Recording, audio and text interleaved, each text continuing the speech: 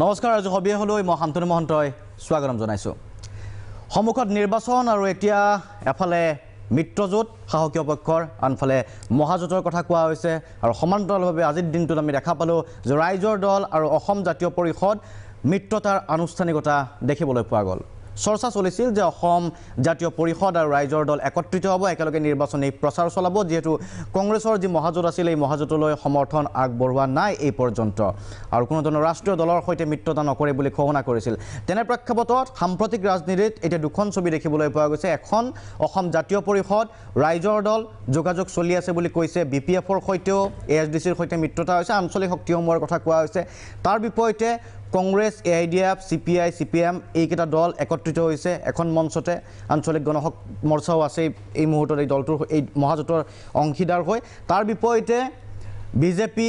অসম গণ পৰিষদ আৰু সম্ভৱতঃ ইউপিপিএল একত্ৰিত হ'ব গতিকে সন্মুখত এই মুহূৰ্তলৈকে এই তিনিখন ছবি এতিয়া প্ৰশ্ন হ'ল এই সাহকীয় পক্ষৰ মিত্ৰজোঁটক বিৰোধী পক্ষই কি ধৰণে প্ৰত্যাহ্বান জনাব বা যুঁজিব কি ধৰণে কাৰণ এফালে যদি চাওঁ মিত্ৰজোঁটৰ ভোট আৰু বিজেপি বা মিত্ৰশক্তি বিৰোধী ভোট বিভাজিত নহ'বলৈ বহু ধৰণৰ চৰ্চা চলিছিল বহুতে দিহা পৰামৰ্শ দিছিলে যে ভোটৰ বিভাজন নহওক কিন্তু তৎসত্ত্বেও ৰাজনৈতিক দলসমূহ সম্পূৰ্ণৰূপে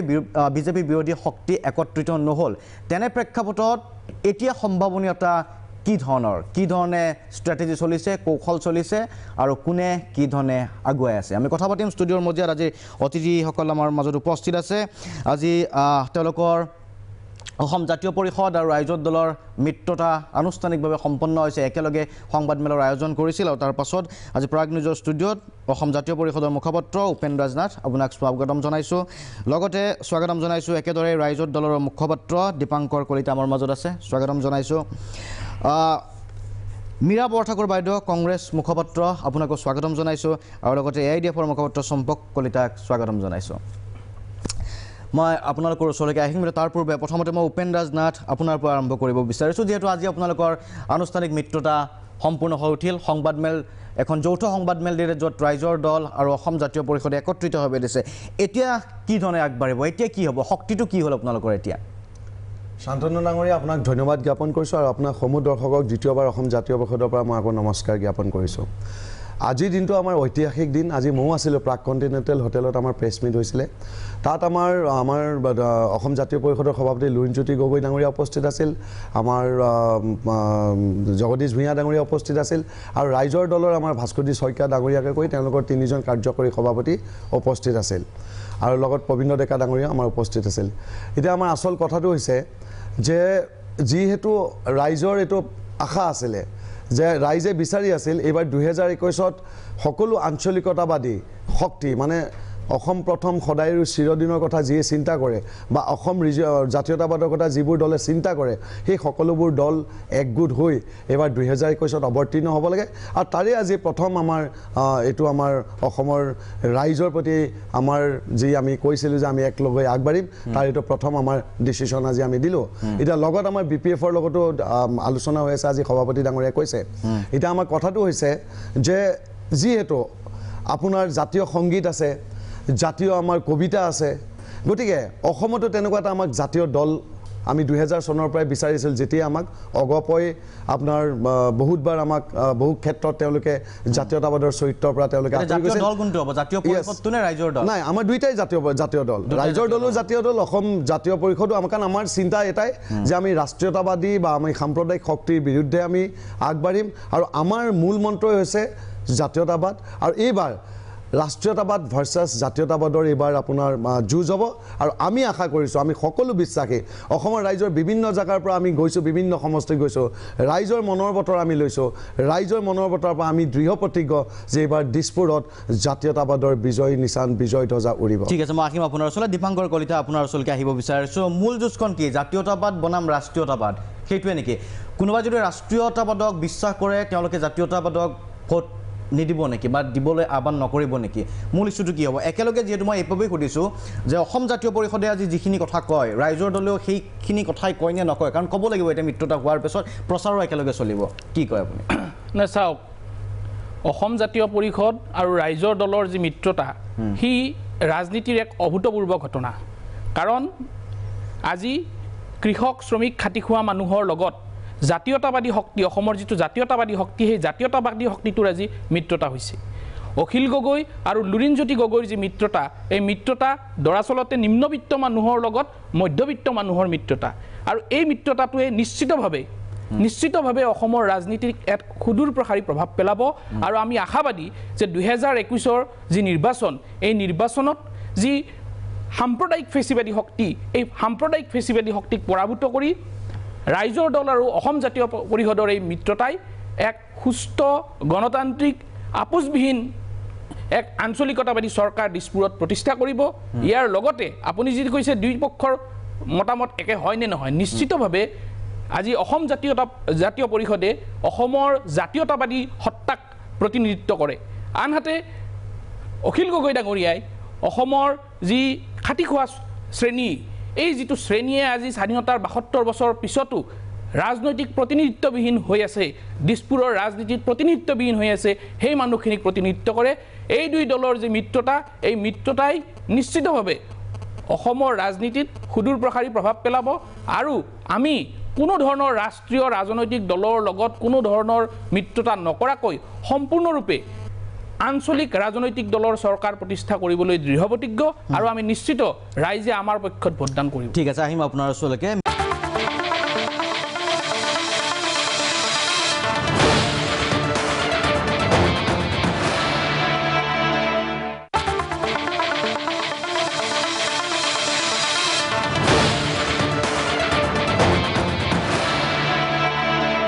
মীৰা বৰঠাকুৰ বাইদেউ আপোনাৰ ওচৰলৈকে আহিব বিচাৰিছোঁ যিধৰণে আশা কৰা হৈছিল এটা মহাজোঁটৰ কথা কোৱা হৈছিল প্ৰথম অৱস্থাত যদি আমি চাওঁ আৰু এই ৰাজনৈতিক পৰিঘটনাবিলাক কা আন্দোলনৰ পাছৰ পৰা লাহে লাহে গঢ় লৈ উঠিছিল সেই কথা আমি সকলোৱে জানো আৰু সেই সময়ত কোৱা হৈছিল যে কা আন্দোলনৰ সময়তে এইখন চৰকাৰে প্ৰতাৰণা কৰিছে অসমবাসী ৰাইজক খিলঞ্জীয়াক প্ৰতাৰণা কৰিছে গতিকে বিজেপি এইবাৰ দিছপুৰৰ পৰা আঁতৰাব লাগে আৰু তেনে প্ৰেক্ষাপটত সকলো বিৰোধী একত্ৰিত হোৱাটো বিচাৰিছিল সেয়া নহ'ল কিন্তু আজি তেওঁলোকে নিজেই কৈছে যে এটা ঐতিহাসিক দিন হয় এই কথাটো স্পষ্ট হোৱা নাছিল যে অসম জাতীয় পৰিষদৰ ৰাইজৰ দল একত্ৰিত হ'বনে নহয় একেলগে প্ৰচাৰ চলাবনে নহ'ল যি নহওক বাৰু একত্ৰিত হ'ল একেলগে প্ৰচাৰ চলাব কিন্তু এই মহাজোঁটত নাহিল যে মহাজোঁটত এতিয়া আপুনিও শেহতীয়াকৈ কংগ্ৰেছত যোগদান কৰিছে মহাজোঁটত যিহেতু নাহিল কংগ্ৰেছ আৰু AIDFৰ মিত্ৰতাটো কি পৰ্যায়ত আছে আপুনি অলপ জনাওক আৰু এই ৰাইজৰ দল আৰু AGP যে একত্ৰিত হ'ল মহাজোঁটত নাহিল ক্ষতিকাৰ হ'ব চাওক মোৰ এতিয়াও অটল বিশ্বাস যে তেখেতসকলে যেনেকৈ ধৰক কা আন্দোলনৰ সময়ৰ পৰা দুইটা চক্ৰ একগোট হোৱা নাছিলে এতিয়া হ'ল এইটো সময়ৰ আহ্বান গতিকে এতিয়া তেওঁলোক এক হ'ল ৰাইজৰ দল আৰু অজাপ গতিকে মোৰ এতিয়াও বিশ্বাস আছে যে মহাজোঁটৰ লগত তেওঁলোকে আৰু সময় আছে এতিয়াও ইলেকশ্যনলৈ এতিয়াও মোৰ বিশ্বাস আছে মহাজোঁটলৈ আহিব কাৰণ মেথামেটিক্সটো তেওঁলোকে ভালকৈ বুজি পায় গতিকে ইতিমধ্যে তেওঁলোকে ৰাইজৰ দল আৰু অজাপ তেওঁলোকে মানে এটা অসাধ্য সাধ্য হ'ল মানে তেওঁলোকে এটা অসাধ্য সাধ্য হৈছে গতিকে ইলেকশ্যনলৈ এতিয়াও 2 মাহ আছে আপুনি আজি কেইদিনমানৰ আগত যদি আপুনি প্ৰেক্ষাপটটো চাই তেতিয়া কেতিয়াও আপুনি ধাৰণা কৰিব নোৱাৰিব যে ৰাইজৰ দল আৰু অজাপ একেলগ হ'ব বা BPF যিটো এতিয়াও বিজেপিৰ লগতেই আছে গতিকে তেওঁলোকৰ লগতো হৈছে গতিকে ইকুৱেশ্যনটো তেখেতসকলে মিলাই লৈ আহিছে নতুন দল ইকুৱেশ্যন মিলাওঁতে অকণ টাইম লাগিব মই কিন্তু এতিয়াও কৈছোঁ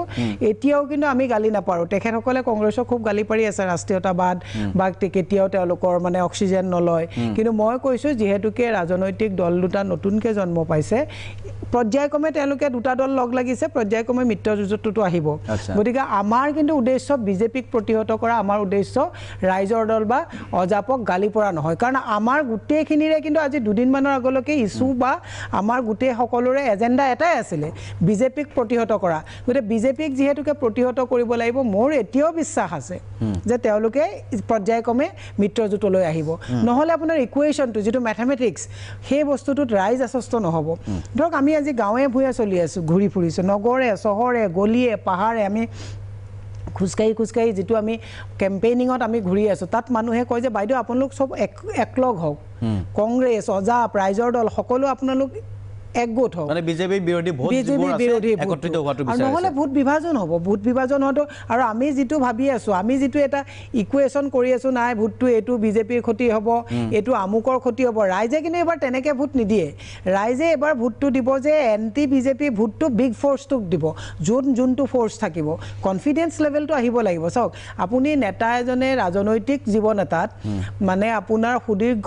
এটা চাওক এজন নেতৃত্বক মানিবলৈ বা দল এটাক মানিবলৈ এটা দীৰ্ঘস্থায়ী এটা পৰিক্ৰমা লাগিব সেই পৰিক্ৰমাটোৰ কাৰণে কনফিডেন্স লেভেলটো ৰাইজক আমি দিব পাৰিব লাগিব গতিকে মোৰ এটা বিশ্বাস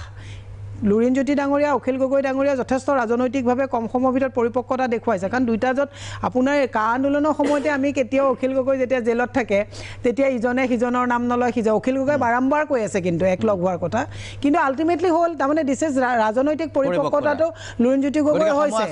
সময় আছে মই এতিয়াও কৈছোঁ গালি নাপাৰোঁ মহাজোঁটত তেওঁলোক আহিব ঠিক আছে মই আহিম আপোনাৰ ওচৰলৈকে উপেন্দ্ৰনাথ আহিম আপোনাৰ ওচৰলৈকে কিন্তু চম্পক কলিতা ডাঙৰীয়া আপোনাৰ পৰা এইবাৰ জানিব বিচাৰোঁ এই যিটো এটা আমি দেখা পালোঁ যে ৰাইজৰ দল আৰু অসম জাতীয় পৰিষদ একত্ৰিত হৈছে তাৰ বিপৰীতে কংগ্ৰেছ আৰু AIDFৰ মিত্ৰতা ঠিক আছে কি পৰ্যায়ত আছে UDFৰ ফালৰ পৰা যদি আপুনি কয় মিত্ৰতাটো কি পৰ্যায়ত এই মুহূৰ্তত আনুষ্ঠানিক মিত্ৰতা AIUDF আৰু কংগ্ৰেছৰ মিত্ৰতা নহয় যিটো গ্ৰেণ্ড এলায়েন্স মহাগঠবন্ধনটো নীতিগতভাৱে অক্টোবৰ মাহতে হৈছিল এইটো কংগ্ৰেছে ইনিচিয়েট লৈছিল অক্টোবৰ মাহত তাৰপিছত এতিয়া ইলেকশ্যনলৈ দিন এতিয়াও বহুতো নাই একেবাৰে কমো নাই সেইকাৰণে এই সময়ত এটা মিত্ৰতাৰ যিটো য'ত থাকিব লাগে এটা মহাগঠবন্ধনৰ কমন মিনিমাম প্ৰগ্ৰামৰ ওপৰত কথা পতা হৈছে সমন্বয় ৰক্ষক এখন কমিটি লাগে সেই বিষয়ে কথা পতা হৈছে তাৰপিছত আপোনাৰ চিট শ্বেয়াৰিঙৰ পৰ্যায়লৈ আহিব সেইকাৰণে এই মুহূৰ্তত এটা মিত্ৰজোঁটৰ যিটো পৰিৱেশ যিটো স্থিতি হ'ব লাগে সেইটোতেই আছে কাৰণ কিয় আপুনি যেতিয়ালৈকে কমন মিনিমাম প্ৰগ্ৰাম বা সমন্বয়ৰক্ষী এখন কমিটিৰ প্ৰত্যেকটো দলৰ আৰু শেষত গৈ চিট শ্বেয়াৰিং যেতিয়ালৈকে ফাইনেলাইজ নহ'ব তেতিয়ালৈকেতো আপুনি সম্পূৰ্ণ হৈছে বুলি ক'ব নোৱাৰে সেইকাৰণে এতিয়া সম্পূৰ্ণ হোৱাৰ পথত সেইকাৰণে এইটো এটা ষ্টেজ আৰু আমি দেখিছোঁ কি অক্টোবৰ মাহতে যেতিয়া প্ৰথম কংগ্ৰেছে ইনিচিয়েশ্যন লৈছিল তেতিয়া কিছু এনেকুৱা লোক আছিল যি লোকসকলে 16 চনত বিজেপিক ভোট দিছিল তাৰ পিছৰ কাম কাজ কাকে আদি কৰি বিভিন্ন কাম কাজত বিজেপিৰ ওপৰত অসন্তুষ্ট হৈ নিৰাশ হৈ গৈছিল কি এইখন চৰকাৰ বিজেপিক ইয়াৰ পৰা মানে পৰাস্ত কৰিব পৰা নাযাব কিন্তু সেই অক্টোবৰ মাহৰ সেই ঘোষণা কংগ্ৰেছৰ সেই ঘোষণাটোৰ পিছত AIUDFৰ সেই ঘোষণাটোক ৱেলকাম আৰু যিটো ধন্যবাদ সূচক বাৰ্তা যিখিনি কৰিব লাগে সেইখিনি কৰাৰ পিছত তলত কিন্তু এটা ফিল গুড ফেক্টৰ আহিছে কি নাই এতিয়া বিজেপিক পৰাস্ত কৰিব পৰা যাব আৰু সেই বস্তুটো এতিয়াও মেইনটেইন হৈ আছে আৰু আমি যেহেতু আজি আপোনাৰ বিষয়টোৱে হ'ল অসম জাতীয় পৰিষদ আৰু আমাৰ ৰাইজৰ দলৰ হেৰিটো মিত্ৰতা লগতে সামগ্ৰিকভাৱে মিত্ৰতাৰ ৰাজনীতিতা তেতিয়া চাওক এতিয়া আপুনি যদি চাই যদি আমি কা আন্দোলনটোক এটা ট্ৰিগাৰ পইণ্ট হিচাপে ধৰোঁ কা আন্দোলনটোৰ ক্ষেত্ৰত কা বিৰোধৰ ক্ষেত্ৰত কিন্তু বিজেপি আৰু এজিপিও একে ধৰে বিজেপি এজিপিক বাদ দি গোটেইখিনি দল কিন্তু কাৰ বিৰুদ্ধে আছিল ক'ৰবাত আপোনাৰ BPFে স্পষ্ট স্থিতি কৰা নাছিল এতিয়া চাগে স্থিতি স্পষ্ট কৰিব মই ভাবোঁ যদি ৰাইজৰ দল আৰু আমাৰ অজাপৰ লগত BPF আহে আৰু BPFক তেওঁলোকে কা বিৰোধী স্থিতিটো অপেনলি নীতিগতভাৱে ক'ব যদি তেওঁলোকেও BPFে লয় তেতিয়াহ'লে এইটো এটা অন্যান্য দিশতকৈও নীতিগতভাৱে এটা অসমীয়া ৰাইজৰ এটা জয় হ'ব কি আজি ৰাইজৰ দল আৰু অজাপই BPFক কমচে কম কা বিৰোধী নীতিগতভাৱে স্থিতি ল'বলৈ বাধ্য কৰাইছে তাৰপিছত যেতিয়া তেওঁলোকে গ্ৰাউণ্ড ৰিয়েলিটি গম পাব যে মই BPF যিহেতু BPFে বাহিৰত ভোট ট্ৰান্সফাৰ কৰে বা যিহেতু এলায়েন্স হ'ব নীতিগত কথা BPFকটো ষ্টেণ্ডটো ক্লিয়াৰ কৰিব লাগিব BPFে কাৰণ BPFে আপোনাৰ ইয়াৰ বাহিৰতো তেওঁলোকৰ সংগঠন আছে সেইকাৰণে আপোনাৰ এইটো যদি কমচে কম ৰাইজৰ দল আৰু অজাপে কৰিব পাৰে মই ভাবোঁ কাৰ ক্ষেত্ৰত দীৰ্ঘম্যাদী অসমীয়া জাতিৰ ক্ষেত্ৰত এটা নীতিগতভাৱে জয় হ'ব বাকী যিটো ৰাজনীতিত অংক হওক বা ৰসায়ন হওক এওঁলোকে লাহে লাহে সময় গ'লে যেতিয়া গ্ৰাউণ্ড ৰিয়েলিটিটো গম পাব বাস্তৱটো গম পাব তেতিয়া ৰাজনৈতিক যিটো মানে বাধ্যবাধকতা এলায়েন্স সদায় বাধ্যবাধকতাই হয় এটা মহাগঠবন্ধনৰ লগত চিট এডজাষ্টমেণ্ট কমচে কম এনেকুৱা এটা সিদ্ধান্ত ল'ব বুলি আমি আশাবাদী মনে মনে হ'লেও চিট এডজাষ্টমেণ্ট যিটো কৰিব দেখাত অপেন নহ'লেও সেইটো বস্তু এটা সময় বাণিজ্যিক বিৰতি উভতি আহিম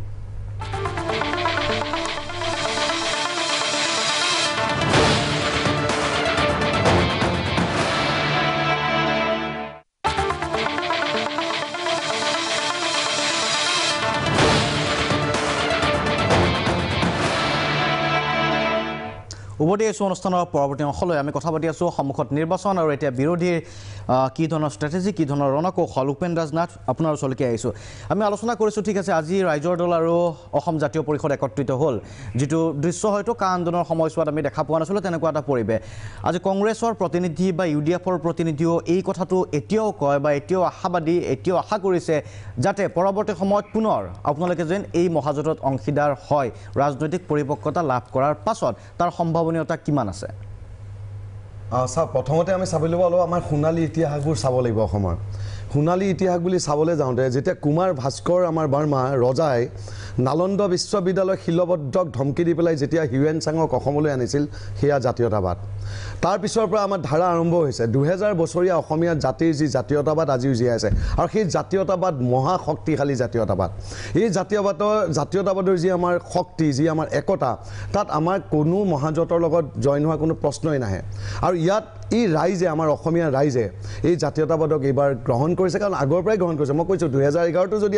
অসম জাতীয় পৰিষদ বা ৰাইজৰ দলৰ নিচিনা দল গঠন হ'লেহেঁতেন তেতিয়াও আমাৰ চৰকাৰ হ'লে হয় গতিকে মই এইটো ক'ব বিচাৰোঁ যিহেতু অগপয় অসম গণ পৰিষদে অসমৰ জাতীয়তাবাদৰ পোছাক তেওঁলোকে খুলি দিলে আঞ্চলিকতাবাদৰ চৰিত্ৰ হেৰুৱাই দিলে তেওঁৰ ফণীভূষণ চৌধুৰীয়ে যেতিয়া কান্দি কান্দি পেলাই মন্ত্ৰীসভাৰ পৰা গুচি আহি আকৌ যেতিয়া তেওঁলোকৰ বীৰেন্দ্ৰ প্ৰসাদ বৈশ্য ডাঙৰীয়াই কাৰ সপক্ষে ভোট দিলে অসমীয়া জাতিয়ে বুজি পালে যে এই অসম গণ পৰিষদ য'ত 855 জন শ্বহীদৰ কেঁচা তেজৰ বিনিময়ত দল গঠন হৈছিল এই যিকেইজন নেতা তেওঁলোকে ভেজাল জাতীয়তাবাদৰ তেওঁলোকে আপোনাৰ প্ৰতিচ্ছবি অসমৰ ৰাইজক দেখালে তাৰপাছত আমাৰ উপায় কি যেতিয়া অসম গণ পৰিষদে আমাৰ জাতিটোৰ হৈ পেলাই যেতিয়া মাত নামাতিলে বিপদত তেওঁলোক নাহিল গতিকে তাৰ উপায়টো অসমীয়া জাতিয়ে বিচাৰিব লাগিব তাৰ উপায় কোনে বিচাৰিব অসমৰ সৰ্ববৃহৎ জাতীয় সংগঠন সদৌ অসম ছাত্ৰ সন্থাই বিচাৰিব অসম সদৌ আমাৰ অসম জাতীয়তাবাদী যুৱ ছাত্ৰ পৰিষদে বিচাৰিব কৃষক মুক্তি সংগ্ৰাম তেওঁলোকৰ যি সংগঠন আছে তেওঁলোকে বিচাৰিব হয় কৃষক মুক্তি সংগ্ৰাম আৰু প্লাছ আমাৰ যেতিয়া কা আন্দোলন হৈছিল সদৌ অসম ছাত্ৰ সন্থাৰ হয়তো একেলগে কৰা নাছিল কিন্তু লক্ষ্য উদ্দেশ্য একেই আছিল যে কা উফৰাবই লাগিব কিয় একেলগ হোৱা নাছিল চাওক চবৰে আইডিঅলজি বেলেগ বেলেগ আজি NSCY আৰু ABPP মিল হ'ব নেকি কেতিয়াবা তেওঁলোকে একেলগে কৰিব নেকি কেতিয়াও নকৰে কিন্তু ABPPৰ কেইজনমান মানুহ ওলাই NSCY কেইজনমান মানুহ ওলাই ভাৰতীয় সংবিধানে যি অধিকাৰ দিছে যে এটা দল গঠন কৰিব লাগে সেই দলটো তেওঁলোকে গঠন কৰিব পাৰে গতিকে আজি আমি যেতিয়া ৰাজনৈতিক দল হ'লোঁ ৰাইজৰ দল অসম জাতীয় পৰিষদ তেতিয়া আমাৰ এই যে অসমীয়া জাতিৰ সুৰক্ষিত ভৱিষ্যত নতুন অসম এখন নিৰ্মাণ কৰা যি আমি পৰিকল্পনালৈ ওলাই আহিছোঁ বা কা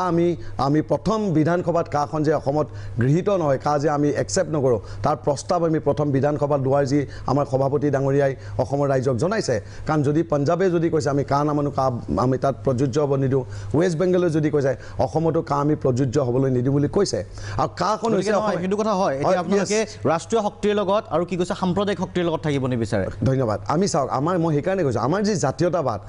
কিন্তু ভোট মই জানিব বিচাৰিছোঁ অসম জাতীয় পৰিষদ আজি নতুনকৈ জন্মগ্ৰহণ কৰিছে ৰাইজৰ দলৰ জন্মগ্ৰহণ কৰিছে বিগত নিৰ্বাচনত নাছিল আৰু নোহোৱাৰ সময়ছোৱাত ভোটাৰ আছিলে বিজেপিৰ ভোটাৰ আছিল AGPৰ ভোটাৰ আছিল কংগ্ৰেছৰ ভোটাৰ আছিল UDFৰ ভোটাৰ আছিল এতিয়া আপোনালোকৰ সেই নতুন ভোটাৰসকল কোন হ'ব কোনটো দলৰ পৰা ভোট দিবলৈ আহিব আপোনালোকক মানে আশা কি কৰিছে বাস্তৱিকতে যেতিয়া নৰেন্দ্ৰ মোদী ডাঙৰীয়াই 2016 চনত অসমত আপোনাৰ খানাপাৰাত আহি চিঞৰি ক'লে যে 2016 তাৰিখৰ মে'ৰ পাছত 16 মে'ৰ পাছত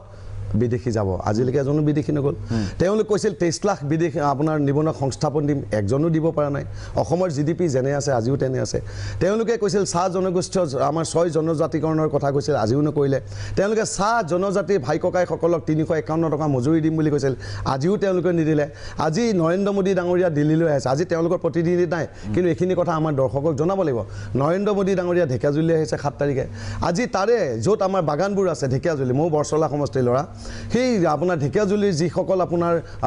চাহ বাগিচাৰ আমাৰ কৰ্মীবৃন্দ বা তেওঁলোকৰ যি মানে সংগঠন আচ্ছাৰ যি আপোনাৰ নেতা সেই নেতাগৰাকী আপোনাৰ প্ৰেছ মিট দি কৈছে যে এইবাৰ আমাৰ কোনো বাগানৰ পৰা এই আমাৰ নৰেন্দ্ৰ মোদী ডাঙৰীয়া মিটিঙলৈ কোনো মানুহ আমি যাবলৈ নিদিওঁ মই এইটো ক'ব বিচাৰিছোঁ কি ক'ব বিচাৰিছোঁ যিয়ে বিজেপিক ভোট দিছিল সেইসকলে এইবাৰ জাতীয় পৰিষদক দিব প্ৰতিৰোধ কৰিছে এতিয়া 2 নম্বৰ আপুনি যিটো সাম্প্ৰদায়িক কথা কৈ আছে যে সাম্প্ৰদায়িক নহয় মই সেইটো কাৰণে সাম্প্ৰদায়িক আৰু ৰাষ্ট্ৰীয়তাবাদৰ যিটো মানে আমি যে নাই তেওঁলোকৰ লগত চাওক আমি আমাৰ জাতীয়তাবাদ যেটি কৈছোঁ আমাৰ ছেকুলাৰ জাতীয়তাবাদ আমি শংকৰ আজান অসম দেশৰ কথা আমি কৈ থাকোঁ লাচিত বৰফুকন আমাৰ ইছমাইল ছিদ্দিকী বাঘ হাজৰিকাৰ যি তেওঁলোকে অসম বচাইছিলে সেই আমি চিন্তাত আমি আগবঢ়াইছোঁ আমি নামঘৰৰ কথা কওঁ এট দ্য ছেইম টাইম অসমখন আমি কেনেকৈ বিশ্বত জিলিকাম বিজ্ঞান তথ্য প্ৰযুক্তি ভিত্তিত আমি পৰিকল্পনা প্ৰস্তুত কৰিছোঁ তাৰ কাৰণে আমাৰ ডক্টৰ জয়মিনী ভাগৱতী ছাৰ তেখেত ৱৰ্ল্ড বেংকৰ আপোনাৰ ডাঙৰ এজন আপোনাৰ অফিচাৰ আছিল তেওঁ আপোনাৰ ইউকেৰ আপোনাৰ এম্বাছাডৰ আছিল তেখেতক আমি এই পৰিকল্পনা বিভাগৰ অধ্যক্ষ হিচাপে আমি তেখেতক আমি তেখেতে আহিছে তেখেতক নেতৃত্বত আমি এখন নতুন অসম বনোৱাৰ যি আমি পৰিকল্পনা তেখেতৰ হাতত অৰ্পণ কৰিম সেইখন ইস্তাহাৰ আমি অসমৰ ৰাইজৰ হাতত দিম আৰু তাতে আমাৰ চাওক আজি পলিটিকেল পাৰ্টি অসমত কিয় গঠন হৈছে এইকাৰণে পলিটিকেল পাৰ্টি অসমত গঠন হৈছে ৰিজনেল পলিটিকেল পাৰ্টি যে 1947 ঠিক আছে আপোনালোকৰ স্পষ্ট কথা মই বুজি পালোঁ কংগ্ৰেছৰ লগত আপোনালোক মিত্ৰতাত নাই সেই কথাটোৱে কৈছে কংগ্ৰেছৰ লগত মিত্ৰতাত নাহে ৰাষ্ট্ৰীয় দল কাৰণে আৰু AIDF লগত আছে কি AIDF সাম্প্ৰদায়িক দল নেকি সেইবাবে নাহে বুলি কৈছে মই এইটো কৈছোঁ আপুনি কোৱা নাই আমি কৈছোঁ না আমি কৈছোঁ এখন শংকৰ আজানৰ দেশ এখন লাচিত বৰফুকন ইছমাইল ছিদ্দিকী বাঘ হাজৰিকা দেশ নতুন অসম নিৰ্মাণ কৰিব বিচাৰিছোঁ ইয়াত এটা ঠিক আছে ইয়াত ৰাষ্ট্ৰীয় দল নালাগে অন্য নালাগে সেইটোৱে স্পষ্ট কথা সেইটোৱে স্পষ্ট কথা বুলি কৈছোঁ নহয় ঠিক আছে আমি মূল কথাবিলাক পাতিব লাগিব মানে আমি ওলাই যাব নোৱাৰোঁ বাহিৰৰ পৰা স্পেচিফিক হওক স্পেচিফিককৈ কওক এইবাৰ ভোটাৰ লিষ্টত 2,29,00,000 ভোটাৰৰ নাম আহিছে অসম জাতীয় পৰিষদ বা আমাৰ ৰাইজৰ দলে আমি 2,29,00,000 ভোটাৰৰে ভোট বিচাৰি আমি এবাৰ তেওঁলোকক অসম নতুন অসম এখন হাতত আমি দিব ঠিক আছে দীপাংকৰ কলিতা মই আপোনাৰ পৰা এই কথাটো স্পষ্ট হ'ব বিচাৰিছোঁ যে যিধৰণে কোৱা হৈছে যে সময়ৰ আহ্বান আজি অখিল গগৈ ডাঙৰীয়া বাৰু প্ৰথমৰ পৰাই কৈ আছিলে ৰাইজৰ দলৰ যে সকলো একত্ৰিত হ'ব লাগে বিশেষকৈ আঞ্চলিক দলৰ কথা কৈছোঁ মই অসম জাতীয় পৰিষদৰ লগত একত্ৰিত হোৱাটো বিচাৰিছিল সেয়া সম্ভৱ উঠিল কিন্তু সময়ৰ আহ্বানত পৰৱৰ্তী সময়ত কংগ্ৰেছৰ সৈতেও বুজাবুজি কৰাৰ সম্ভাৱনীয়তা আছে নেকি কিবা ঠিক আছে AIDF মই মানি ল'লোঁ যে AIDFৰ লগত লগ হ'ব বিচৰা নাই কিন্তু কংগ্ৰেছৰ সৈতে কিবা আছে নেকি চাওক আমাৰ কংগ্ৰেছ আৰু AIUDFৰ মুখপাত্ৰ দুগৰাকীয়ে নিৰ্বাচনী ৰাজনীতিৰ অংক আৰু ৰসায়নৰ কথা কৈছে মই এটা কথা স্পষ্ট কৰি দিব বিচাৰিছোঁ যে ৰাইজৰ দলৰ মানুহে অখিল গগৈৰ মানুহে নিৰ্বাচনী হৰাজিকাৰ অংক কেতিয়াও নীতি আৰু আদৰ্শৰ লগত আপোচ কৰি নিৰ্বাচনী হৰাজিকাৰ অংক নকৰে এইটো কথা স্পষ্ট ভাৰতীয় জনতা পাৰ্টি যিদৰে সাম্প্ৰদায়িকতাৰ জননী কংগ্ৰেছ দল হ'ল দুৰ্নীতি আৰু ভ্ৰষ্টাচাৰৰ মাতৃ 15টা বছৰৰ কংগ্ৰেছ দলৰ অপশাসনৰ বিৰুদ্ধে অসমৰ ৰাইজে পৰিৱৰ্তন বিচাৰি ভাৰতীয় জনতা পাৰ্টিৰ পক্ষত ভোট দিছিল আৰু সেই সময়ত ভাৰতীয় জনতা পাৰ্টিৰ তেনেকুৱা কোনো সংগঠন বা তেওঁলোকৰ কিমানখন মণ্ডল সমিতি কিমানখন বুথ সমিতি আছিল আপোনালোকেও ভালদৰে জানে অসমত যেতিয়া চৰকাৰৰ পৰিৱৰ্তন হয় তেতিয়া আপুনি নিশ্চিতভাৱে দেখিব হয়তো এক বিৰাট পৰিৱৰ্তনকামী ঢৌৰ ফলত সেই চৰকাৰৰ পৰিৱৰ্তন হয় নতুবা পূৰ্বৱৰ্তী চৰকাৰৰ নিগেটিভ ইম্পেক্টত প্ৰতিষ্ঠান বিৰোধী ঢৌত চৰকাৰৰ পৰিৱৰ্তন হয় আপুনি যেটো কথা কৈছে যে আমাক কোনবিলাক মানুহে ভোট দিব 2016 চনত যেতিয়া ভাৰতীয় জনতা পাৰ্টিক ভোট দিছিল সেই সময়ত তেওঁলোককো সংগঠনৰ ভিত্তিত ভোট দিয়া নাছিল তেওঁলোকৰো মণ্ডল কমিটি বা বুথ কমিটিৰ কথা আজি যেটো পৰ্যায়ত আছে সেই পৰ্যায়ত নাছিল মানুহে পৰিৱৰ্তন বিচাৰি কংগ্ৰেছৰ বিকল্প এটা বিচাৰিছিল এই পৰিৱৰ্তনৰ পৰা এতিয়া তেওঁলোকৰ পৰিৱৰ্তনটো যেতিয়া মানুহে দেখিলে এই পৰিৱৰ্তনৰ পৰা পৰিত্ৰাণ বিচাৰি অসমৰ মানুহ জাতীয়তাবাদৰ ওপৰত বিশ্বাসী অসমীয়া মানুহ জাতীয়তাবাদ আৰু আঞ্চলিক চিন্তাৰ ওপৰত বিশ্বাসী সেই কাৰণে অসমৰ মানুহে নিশ্চিতভাৱে এই ৰাষ্ট্ৰীয় শক্তিসমূহক আৰু সাম্প্ৰদায়িক শক্তিসমূহক উফৰাই নিশ্চিতভাৱে জাতীয়তাবাদৰ পক্ষত ভোট দিব অসমৰ মানুহে ধৰ্মীয় মেৰুকৰণৰ ৰাজনীতিত বিশ্বাস নকৰে আৰু ধৰ্মীয় ৰাজনীতি যেটো কিছু বছৰৰ পৰা দেখা গৈছে অসমত দুই পক্ষই ধৰ্মীয় মেৰুকৰণৰ সৃষ্টি কৰিছে এই ধৰ্মীয় মেৰুকৰণৰ ৰাজনীতি আৰু দুৰ্নীতি ভ্ৰষ্টাচাৰ পৰিয়াল ঠিক আছে দীপাংকৰ কলিতা মই বুজি পাইছোঁ গতিকে যিসকলে ভোট দিব বুলি কৈছে এই কথাটো স্পষ্ট কৰিছে দীপাংকৰ কলিতা যে এটা হয় নিখন দেখে এটা সময়ত বিকল্প ঠিক আছে বিজেপিক ভোট নিদিওঁ মিত্ৰজোঁটক ভোট নিদিওঁ কাক দিম এতিয়া সেই বিকল্প তেখেতে কৈছে যে এইবাৰ নতুন আঞ্চলিক বিকল্প হ'ব এই ৰাষ্ট্ৰীয় শক্তিৰ ওচৰত নাথাকে মীৰা বৰঠাকুৰ মই এটা কথা কৈ লৈছোঁ ৰ'ব আপুনি ক'ব না ঠিক আছে ক'ব দিয়ক মীৰা বৰঠাকুৰ বাইদেউ কৈ 65-35 মই এটা লাইন কৈছোঁ বিজেপিয়ে 65-35 কৈছে না বিজেপি আজি নাই ঠিক আছে আমি এই ধৰণে কথা পাতিম না মীৰা বৰঠাকুৰ বাইদেউ আপুনি কওক আমাৰ যি 2,29,00,000 ভোটাৰ আছে সকলোৰে জীৱন ঠিক আছে উপেন দাস নাথ আপোনাৰ মই সুধিম মই এতিয়া এটা কথা কৈছোঁ দুইটা দল নতুন আমি সমালোচনা নাই কৰা মানে এইটো হ'ব নালাগে যে তেওঁলোকে যি পায় তাকে ক'ব তেওঁলোকে যে কৈছে বাকী দলবিলাক মানে বিজেপিক বাদ দি দেই বাকী দলবিলাক চব সাম্প্ৰদায়িক ৰাষ্ট্ৰীয়তাবাদ দুৰ্নীতি ভ্ৰষ্টাচাৰ চব কৈছে আমি মানি লৈছোঁ চব কথাটো কিন্তু আমি যে জাতীয়তাবাদ আৰু আঞ্চলিকতাবাদ নহয় এই মাপকাঠিডাল তেওঁলোকে কিহেৰে জুখিলে আমি যে ধৰক আজি কংগ্ৰেছত ময়ো জইন কৰিছোঁ তেওঁলোকে বা কংগ্ৰেছত থকা আগতে প্ৰয়াত মুখ্যমন্ত্ৰী তৰুণ গগৈ ডাঙৰীয়াও যথেষ্ট জাতীয়তাবাদটো আৰু আঞ্চলিকতাবাদক বৰ্তাই ৰাখিছিল কিন্তু যদিও ৰাষ্ট্ৰীয়তাবাদ কৰিছে গতিকে আপোনালোকক ঢিলাই দিছোঁ মানে অৰ্থটো এইটো নহয় যে আপোনালোকে যেনেকৈ তেনেকৈ জোখমাখ কৰি পেলাই মানে চবকে ব্লেম দিব কথাটো হৈছে মেইন পইণ্টটোত যাব আপোনালোকে নতুন দল দুটা খুলিছে সকলোৰে নিজৰ পাৰ্টিৰ এক্সিষ্টেঞ্চ মই কৈ লওঁ তাৰপিছত আপুনি ক'ব সকলোৱে নিজৰ নিজৰ পাৰ্টিৰ এক্সিষ্টেঞ্চ ৰাখিবলৈ মই যেতিয়া মোৰ ছোৱালীজনী জন্ম দিম তাইক ডেফিনেটলি মই হৰলিক্স মাল্টোভা চব খুৱাই পেলাই প্ৰটিন চুটিন দি পেলাই ফিটফাট কৰি ৰাখিম সেইটো মোৰ মৰেল ডিউটি আপোনালোকৰ moral duty to protect your party তাৰ অৰ্থ এইটো নহয় যে আপোনালোকে কলি গটো গজি দুটা পাত নগজোতে মস্ত বৰগছজোপাক যদি আপোনালোকে কয় যে এই গছজোপাই বেয়া আপোনালোকৰ গছজোপা গজি আহিব দিয়ক প্ৰথম আপোনালোকে ৰেখাডাল নিজৰ টানক আপোনালোকে বেলেগক সাম্প্ৰদায়িক ৰাষ্ট্ৰীয়তাবাদ এই কথাবিলাক ইমান টান টান শব্দবিলাক কৈছে সাধাৰণ মানুহে ইমান আপোনাৰ ক'ত কিমান এই সাধাৰণ মানুহে ইমান টান টান শব্দবিলাক বুজি নাপায় এতিয়া সাধাৰণ মানুহে বুজি পোৱা কথাটো কি মূল্যবৃদ্ধি হৈছে গোটেই আকাশলংঘী পেট্ৰলৰ দাম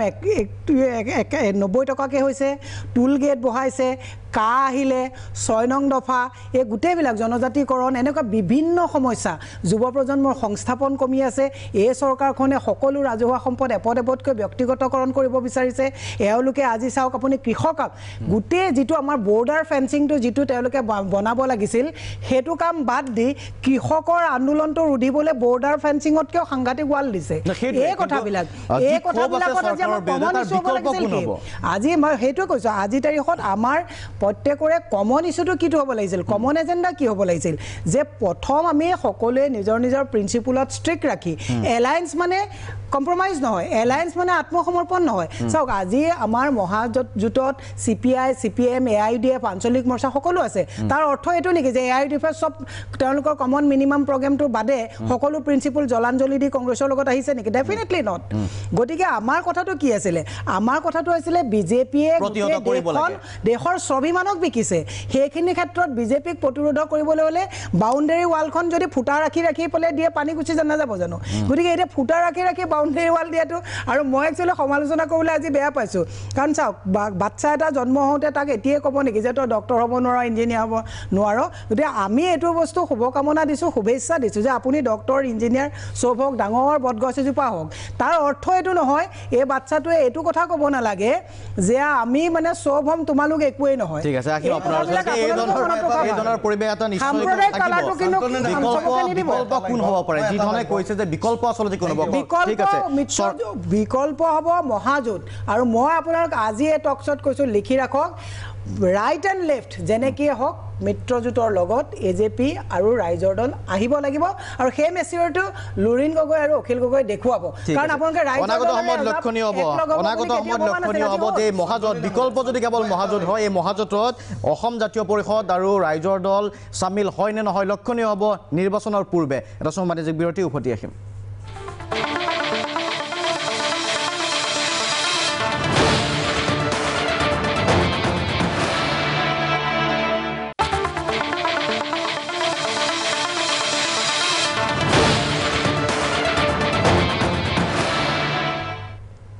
উভতি আছোঁ অনুষ্ঠানৰ পৰৱৰ্তী অংশলৈ মই এবাৰ ৰাখিব বিচাৰিছোঁ AIUDFৰ মুখপাত্ৰ চম্পক কলিতা ডাঙৰীয়া আছে আমাৰ মাজত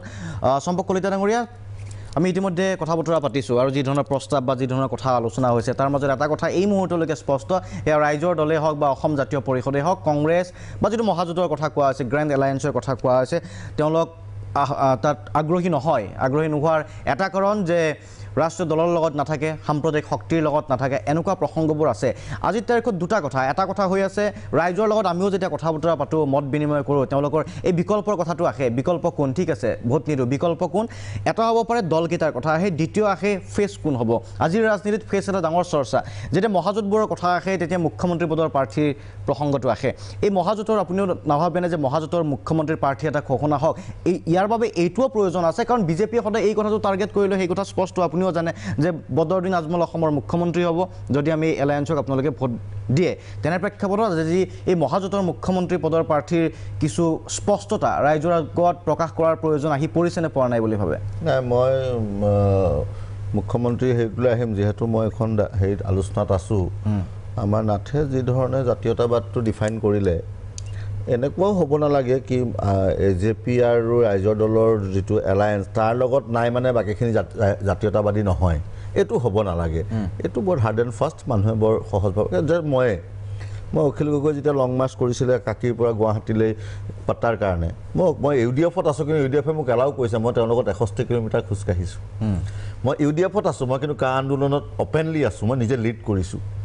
আজি যেতিয়া আমি কোনোবা হোটেলত যাওঁ কলম থাকে নহয় চিটিজেন ইণ্ডিয়ান লিখোঁ নেশ্যনেলিটি মই আজিলৈকে ইণ্ডিয়ান লিখি পোৱা নাই মই অসমীয়া লিখোঁ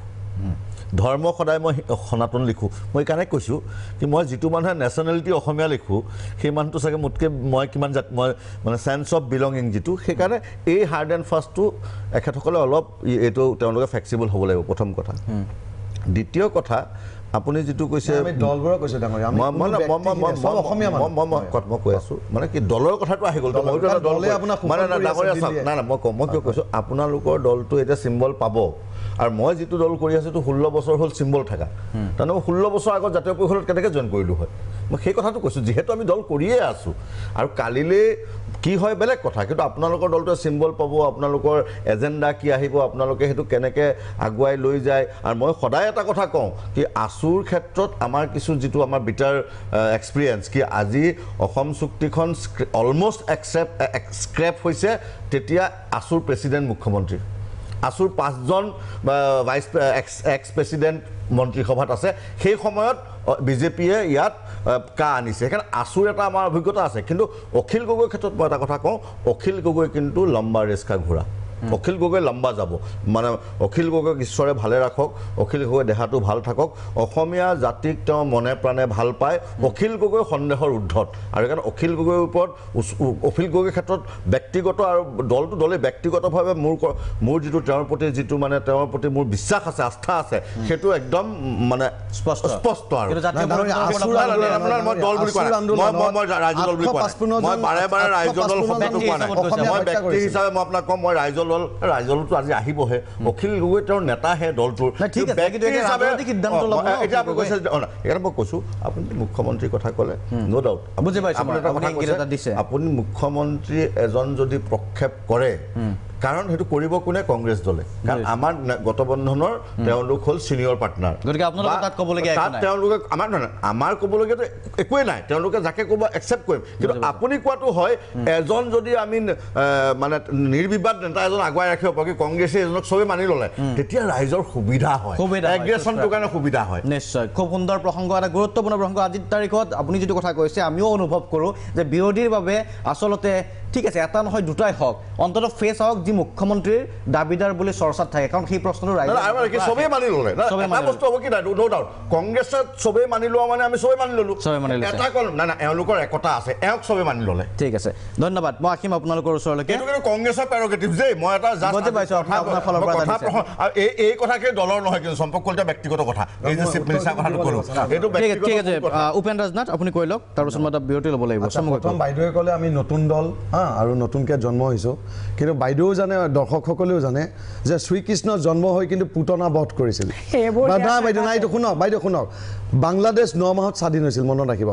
ফিডেল কাষ্ট্ৰই 7জন সদস্যলৈ কিউবা স্বাধীন কৰিছিল তাৰপিছত আপোনাৰ অৰবিন্দ কেজৰিৱাল ডাঙৰীয়াই কেইদিনত তেখেতে কিমান মাহত চৰকাৰ গঠন কৰিছিল সকলোৱে জানে গতিকে মই কৈছোঁ যে 2 মাহতো আপোনাৰ ৰিভলিউশ্যন হৈ দেশত নতুন শাসন আহি যায় নতুন দলে শাসন কৰে বিশ্বত তেনেকুৱা ইতিহাস আছে গতিকে আমি ক'ব পাৰিছোঁ আৰু বাকী চম্পক ডাঙৰীয়াই যিখিনি ক'লে যে আছুৰ কথা ক'লে যে এই অসম আন্দোলনত যে 855জন আমাৰ যে অসমীয়া সফল মানুহ হওক ডেকা গাভৰুক যে হত্যা কৰিছিল কোনে কৰিছিল তেতিয়া কংগ্ৰেছ চৰকাৰ আছিল তাৰপিছৰ পৰা এতিয়া যদি আমি চাওঁ 1947 চনৰ পৰা আজিলৈকে এই 54 বা 55 বছৰ কংগ্ৰেছে শাসন কৰিলে কংগ্ৰেছে শাসন কৰাৰ পাছত আমাৰ জাতীয় জীৱনৰ যিকেইটা সমস্যা কংগ্ৰেছে কেইজন বিদেশী খেদালে চাব দেই একদম টু দা পইণ্ট কংগ্ৰেছে কেইজন বিদেশী খেদালে 1 নম্বৰ 2 নম্বৰ কথা কংগ্ৰেছে অসম চুক্তিখন তেওঁলোকৰ 15 বছৰ তৰুণ গগৈ ডাঙৰীয়া মুখ্যমন্ত্ৰী আছিল তৰুণ গগৈ ডাঙৰীয়া থাকোঁতে অসম চুক্তি ৰূপায়ণ কিয় নহ'ল তাত হিমন্ত বিশ্ব শৰ্মাও অসম চুক্তি ৰূপায়ণৰ মন্ত্ৰী আছিল 6 নং দফা প্ৰতিবেদন আকৌ বিজেপিক দিলে বিজেপি চৰকাৰৰ পাছত বিজেপিক দিলে আজিও 6 নং দফাৰ প্ৰতিবেদন দিল্লী গৈ নাপালে গতিকে দিল্লীত যি চৰকাৰ হয় আমি চাওক আজি কলিতা বাইদেউ আমি সব আমি অসমীয়া এটা জাতীয়তাবাদ মই এটা জাতীয়তাবাদ আমাৰ জাতীয়তাবাদ ইনক্লুসিভ জাতীয়তাবাদ আমাৰ জাতীয়তাবাদ প্ৰগ্ৰেছিভ জাতীয়তাবাদ আমাৰ জাতীয়তাবাদত বড়ো কছাৰী মিচিং আহোম আমাৰ সকলোবিলাকৰ লগত ভাষিক সংখ্যালঘু তাৰপিছত সংখ্যালঘু ৰাইজ গোটেইখিনি মিলি মই কি কৈছোঁ 2 কোটি 29 লাখ যি ভোটাৰ আছে সেই গোটেইখিনি এটা কথা যি ধৰণৰ মোৰ প্ৰশ্ন কংগ্ৰেছ আৰু AIDFৰ প্ৰতিও আছিল আজি যেটো আনুষ্ঠানিক মিত্ৰতা এটা হৈছে মুখ্যমন্ত্ৰী পদৰ প্ৰাৰ্থী কোন হ'ব পাৰে বুলি ভাবে ৰাইজৰ সন্মুখত ৰাইজে কাক মুখ্যমন্ত্ৰী পদৰ প্ৰাৰ্থী হিচাপে ঘোষণা কৰি মানে গ্ৰহণ কৰিব লুৰিণজ্যোতি গগৈ নে অখিল গগৈ ৰাইজৰ দল অসম জাতীয় পৰিষদৰ আজি আমাৰ মিত্ৰতা হৈছে মুখ্যমন্ত্ৰী কোন হ'ব সেইটো কাৰণে জাতীয় দল আমাৰ গঠন হোৱা নাই আমাৰ হৈছে যে অসমৰ জাতীয় জীৱনৰ সমস্যা আমি কি পৰিকল্পনাৰে আমি কেনেকুৱা ধৰণৰ সায়েন্স এণ্ড টেকনলজিৰ ভিত্তিত আমি এখন ইস্তাহাৰ বনাই কেনেকৈ সমাধান কৰি দ্যাট ইজ মেড মানে ঠিক আছে এই মুহূৰ্তত সেকেন্ড মই বাইদেউ আপোনালোকে আহিমটা বিৰতি লৈ সেইটো ৰাইজে নিৰ্ণয় কৰিব ৰাইজে নিৰ্ণয় কৰিব মিত্ৰতা হৈছে কিন্তু এই মুহূৰ্তত কোন মুখ্যমন্ত্ৰী হ'ব এই মুহূৰ্তলৈকে কিন্তু স্পষ্ট হোৱা নাই এটা সময় বাণিজ্যিক বিৰতি উভতি আহিম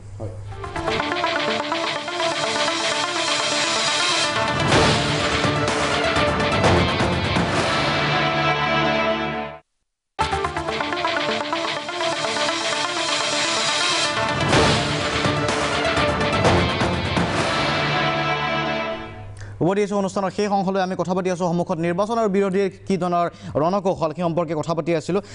ঠিক আছে খুব কম সময় আছে বাইদেউ আপোনাৰ ওচৰলৈকে প্ৰথমতে আহিছোঁ তাৰ পাছত মই দীপাংকৰ কলিতাৰ ওচৰলৈকে যাম চমুকৈ এটা কথা অসম জাতীয় পৰিষদৰ মুখপাত্ৰজনক এটা কথা ক'ব বিচাৰিছোঁ আপোনালোকে কথাই কথাই মেইন আমাৰ এজেণ্ডাটো আছিলে বিজেপিত প্ৰতিহত কৰিব লাগে আপোনালোকে বিজেপিক টাৰ্গেট নকৰি কংগ্ৰেছক টাৰ্গেট কৰিছে ৰ'ব না আপোনালোকক শুনক ৰাইজে যাতে আপোনালোকৰ ওপৰত সন্দেহ কৰিবলগীয়া নহয় যে আপোনালোক স্পন্সৰ্ড বাই বিজেপি নেকি কাৰণ আপোনালোকক ৰ'ব কৈ ল'ব দিয়ক আপুনি বাৰে প্ৰতি আপুনি আজি টকশ্বটো অধিকাংশ সময় কংগ্ৰেছ আৰু মিত্ৰজোঁটক কৰিলে আমি বিজেপি কৰিছোঁ বাইদেউ আমি আহিয়ে মই বিজেপি কথা অভাৰলেপিং হ'লে মানুহে নুশুনে মোক কথাটো বিজেপি আমাক যে ঠগিছে সেইটো কম কৈছে বিজেপিক নকৰি আমাক কৰিলে আপুনি বিজেপি কৰিব লাগিছিল আমি নাই কৰা আমি আপোনালোকক ঢিলাই দিছোঁ মানে নতুন দল বুলি আমাৰ চৰকাৰ হ'ব 2021 বাইদেউ আমি কৈছোঁ বিজেপি কংগ্ৰেছ ৰাখক আপুনি কোনো মাতা নাই আমাৰ আপোনাৰ আঞ্চলিকতাবাদৰ চৰকাৰ ঠিক আছে সময় কম আছে বাইদেউ মই 1 মিনিট কথা কৈছোঁ ৰাইজে এইটো সন্দেহ কৰি আছে ছ'চিয়েল মিডিয়াত দেখিব যে বহু কথা লিখি আছে তাৰপিছত আপোনালোকে এতিয়া বিজেপিক কম গালি পাৰি যদি কংগ্ৰেছকে গালি পাৰে তেতিয়া ৰাইজ না আমি বিটিম বুলি কোৱা নাই আপোনালোকক কথাই যাতে ৰাইজক বিভ্ৰান্তি সৃষ্টি নকৰে চৰকাৰ হ'ব আমাৰ বাইদেউ আপুনি আমাৰ আঞ্চলিকতাবাদৰ চৰকাৰ না হওক চৰকাৰ বোলে মুখ্যমন্ত্ৰী হওক আমি বেয়া পোৱা নাই